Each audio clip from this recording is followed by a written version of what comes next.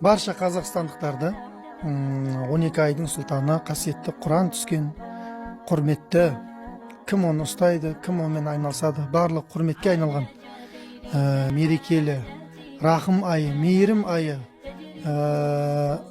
Аллаға жақындататын тақуалық айы Рамазан мерекесімен шын жүректен құттықтаймыз. Алла тағала өзі разы болатындай дәрежеде, пайғамбар саллаллаху алейхи вассалам көрсеткендей үлгіде керемет күйде ораза ұстап шығуды Алла нәсіп етсін.